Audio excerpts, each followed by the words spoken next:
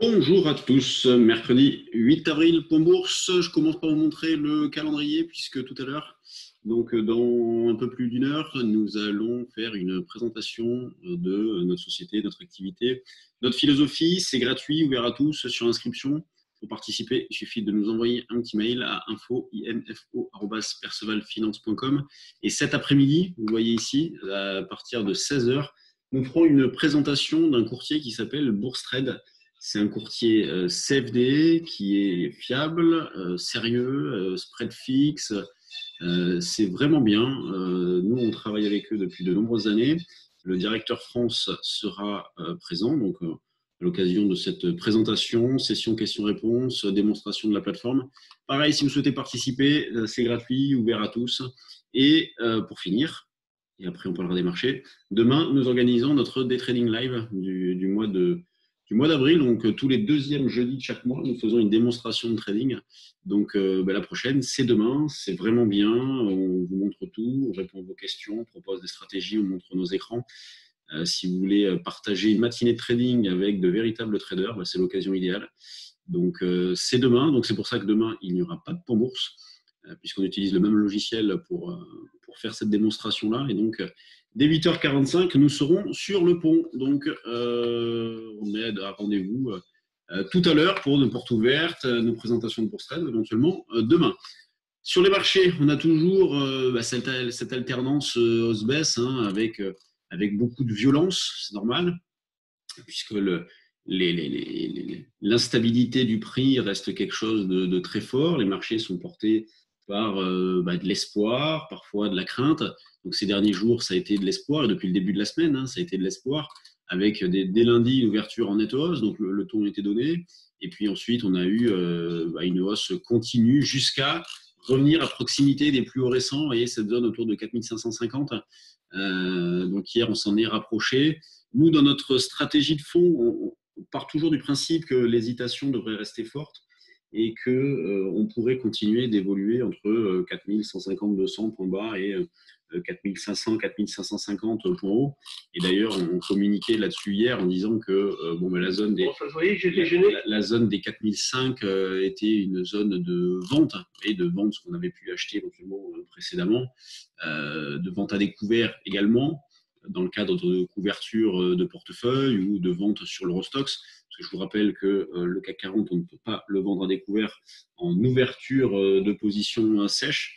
Et d'ailleurs, cette interdiction devrait être prolongée. Donc, on a lu quelques petits articles qui allaient dans ce sens-là.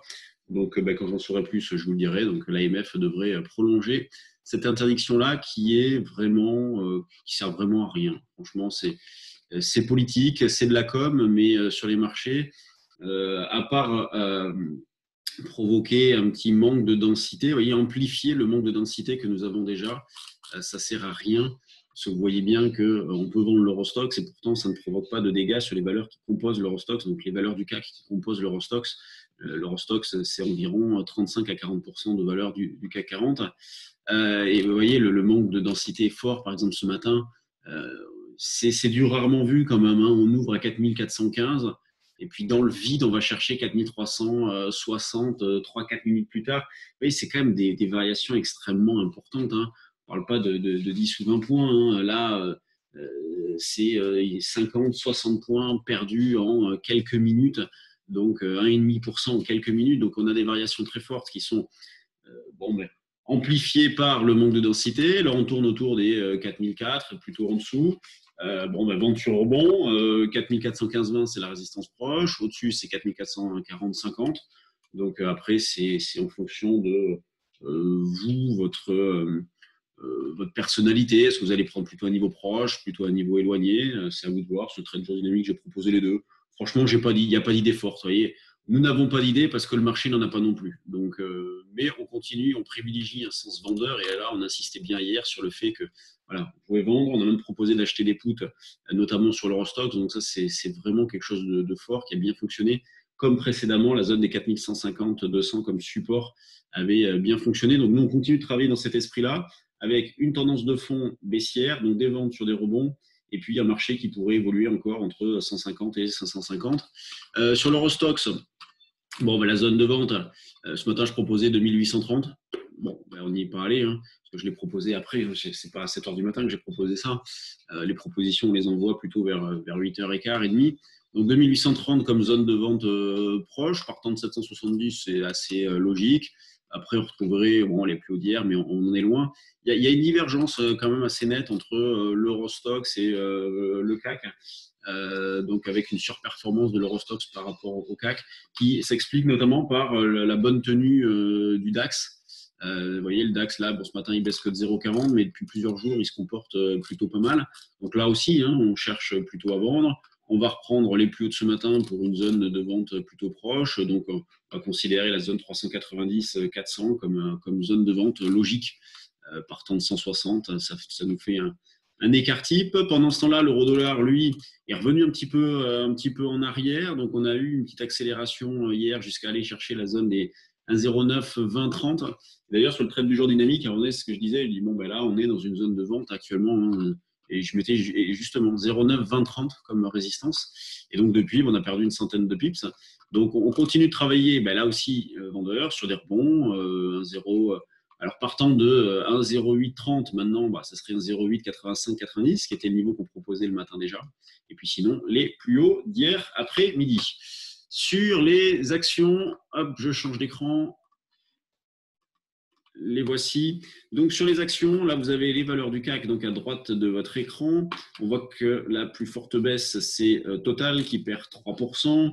Les autres grosses pondérations, vous les avez en surbrillance. Et ce qui est marquant, c'est le volume. Vous voyez, il est 9h46. Et le volume sur le CAC, c'est 234 millions. Il n'y a rien. Donc, le marché, les opérateurs sont vraiment en manque d'idées, manque de conviction. Tout le monde attend un petit peu d'en savoir plus sur l'évolution du virus, mais également les conséquences économiques et financières. Donc, c'est pour ça que les marchés ne font pas grand-chose sur le fond, mais on a cette alternance avec violence parce que y a de l'espoir et puis des périodes de stress. Mais sur le fond, vous voyez qu'on fait du surplace. On est sur les mêmes niveaux depuis le 24 mars.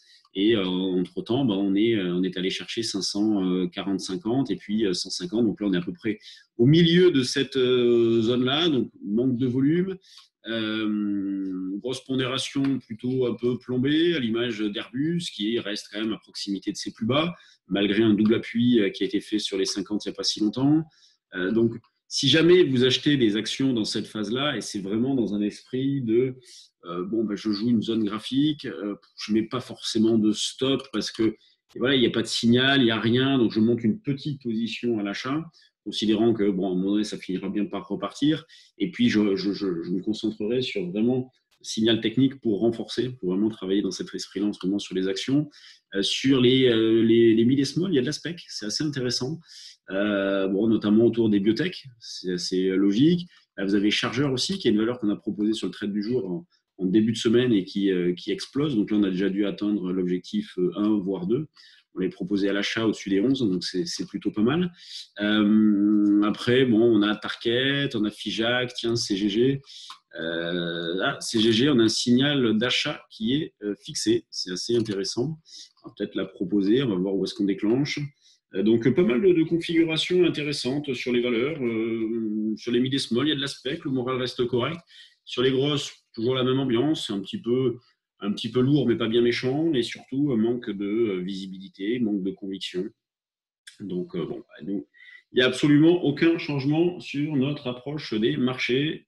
Sur ce, je vous laisse. Donc, rendez-vous tout à l'heure si vous le souhaitez. Et sinon, vendredi, non, pas vendredi, parce que c'est le week-end de Pâques, c'est vrai. On se retrouve, pas lundi non plus, donc mardi, parce que pensez, vendredi et lundi, les marchés seront fermés. C'est le seul week-end prolongé de l'année que nous aurons. Bon, on n'en profitera pas dans les meilleures conditions, mais tant pis. Donc, moi, je vous retrouverai mardi pour un nouveau point bourse. Salut tout le monde.